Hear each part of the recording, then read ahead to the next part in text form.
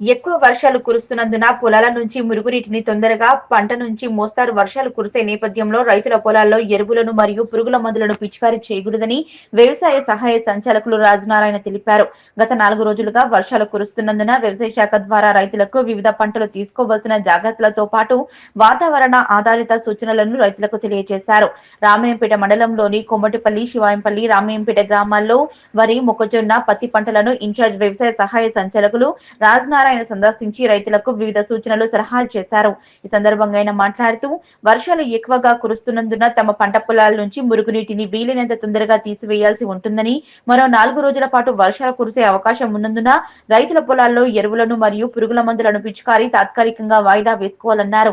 భారీ వర్షం ఉన్న ప్రాంతంలో మురుగునీరు త్వరగా పోయే విధంగా కాలువలు ఏర్పాటు చేయాలని, ఉరుములు మరియు మెరుపులతో కూడిన వర్ష సూచన ఉన్న నేపథ్యంలో రైతులు విద్యుత్ స్తంభాలను కానీ విద్యుత్ తీగలను కానీ ముట్టుకోవద్దని సూచించారు. పొలాల్లో తీగలను ఆయన తిరగొద్దన్నారు. పొలాల్లో స్టార్టర్లు చేసే సమయంలో తగు జాగ్రత్తలు తీసుకోవాలని, చెట్ల కింద నిలబడకూడదని, పశువులు, మేకలు, గొర్రెలను చెట్ల కింద ఉంచరాదన్నారు. వర్షాలు ఎక్కువగా కురిసిన నేపథ్యంలో పొలాల గట్ల వెంబడి నడిచేటప్పుడు విషసర్పాలు, విష కీటకాలు బారిన పడకుండా తగు జాగ్రత్తలు తీసుకోవాలన్నారు.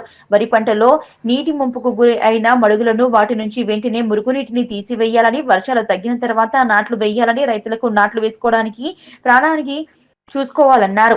ఆరుతడి పంటల్లో వర్షాలు కురవడం తగ్గిన తర్వాత అంతర కృషి చేయడం ద్వారా కలుపు నివారణతో పాటు అధిక తేమను తొలగించేందుకు అవకాశం ఉంటుందని ఆయన తెలిపారు. అందరికీ నమస్కారం. ముఖ్యంగా గత 4 రోజులుగా వర్షాలు కురుస్తున్న నేపథ్యంలో మరొక 4 రోజుల పాటు వర్షాలు ఉన్నాయని వాతావరణ శాఖ సూచించిన నేపథ్యంలో రైతులు పలు జాగ్రత్తలు తీసుకోవాల్సిందిగా వ్యవసాయ శాఖ ద్వారా రైతులకు విజ్ఞప్తి చేయడం జరుగుతుంది. ముఖ్యంగా మనకు వర్షాలు బాగా కురిసినప్పుడు పొలంలో కానీ వివిధ పంట క్షేత్రాల్లో నీరు నిలబడి మురిగిపోయే అవకాశం ఉంటుంది. కాబట్టి ఈ నీరు అన్నిటి కూడా బయటికి పోవడానికి మురుగు కాలువలను ఏర్పాటు చేసుకొని వీలైనంత తొందరగా ఈ నీటిని బయటికి పంపించుకోవాల్సి ఉంటుంది. ముఖ్యంగా ఈ సమయంలో ఎవరైనా నాటు వేసుకోవాల్సి అనుకున్నా, లేకపోతే ఎరువుల పిచికారీ కానీ, పురుగు మందుల పిచికారీ కానీ, పైపాటుగా ఎరువులు వేయాలనుకున్నా కూడా ఈ 3 నుంచి 4 రోజుల పాటుగా వాయిదా వేసుకోవాల్సిందిగా రైతుల్ని సూచించడం జరుగుతుంది. అప్పుడప్పుడు ఈ వర్షాలు మనకు ఉరుములతో పాటు పిడుగులు పడే అవకాశం ఉంటుంది. కాబట్టి రైతులు ఎట్టి పరిస్థితుల్లో చెట్టు కింద నిలబడరాదని సూచించడం జరుగుతుంది. ముఖ్యంగా ఈ వర్షాకాలంలో విద్యుత్ స్తంభాలు కానీ, విద్యుత్ తీగల్ని కానీ పొలంలో ఎక్కడైనా పడ్డాయో లేదో చూసుకొని జాగ్రత్తగా పొలాల్లో పర్యటించాల్సిందిగా కోరుతున్నాము. ముఖ్యంగా స్టార్టర్లు ఆన్ చేసేటప్పుడు వర్షానికి తడిసి షాకు గురయ్యే అవకాశం ఉంటుంది. కాబట్టి తప్పనిసరిగా రైతులు ఈ జాగ్రత్తలు తీసుకోవాల్సిందిగా కోరడం జరుగుతుంది. అదేవిధంగా మనకు కలుపు సమస్య ఎక్కువగా ఉండి వర్షాల ప్రభావం వల్ల కలుపు విపరీతంగా పెరిగి పొలాల్లో మనకు ఈ విషసర్పాలు, తేళ్ళు, విషకీటకాలు తిరిగే అవకాశం ఉన్న నేపథ్యంలో రైతులు సరైన రక్షణ పరికరాలు ఉపయోగించుకుంటూ పొలాల్లో పర్యటించాల్సిందిగా కోరుతున్నాము. ముఖ్యంగా మనకు వరి, మొక్కజొన్న ప్రతి పంటల్లో వివిధ దశల్లో ఈ వాతావరణ ఆధారిత సూచనలు పాటించాల్సిందిగా వ్యవసాయ శాఖ ద్వారా రైతులకు మేము విస్తృతంగా అవగాహన కల్పించడం జరుగుతుంది. ముఖ్యంగా వరి పంటలో మనకు నిల్వ ఉన్న నీటిని కిందికి తీసుకోవాల్సి ఉంటుంది. వర్షం పడే సమయంలో ఎరువులను ఎట్టి పరిస్థితుల్లో వేయరాదు.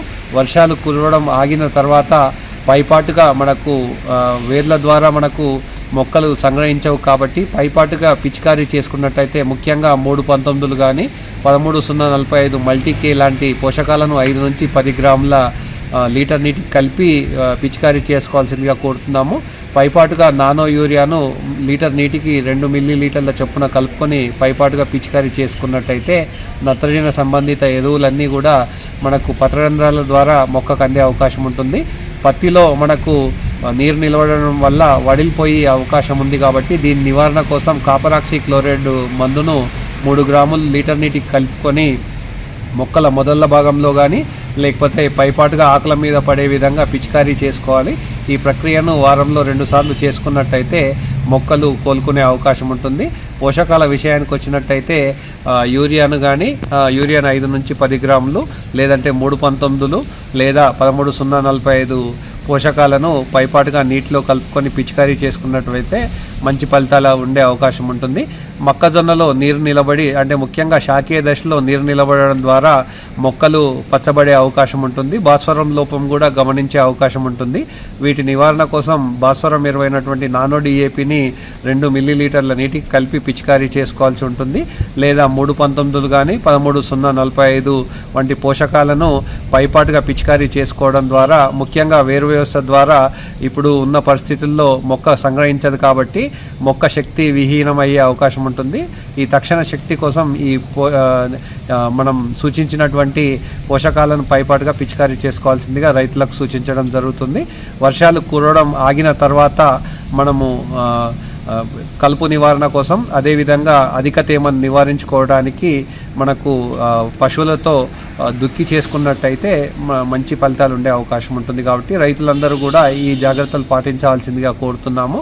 ముఖ్యంగా మోతాదుకు మించి యూరియాను ఎట్టి పరిస్థితుల్లో వాడొద్దు అని రైతులకు సూచించడం జరుగుతుంది.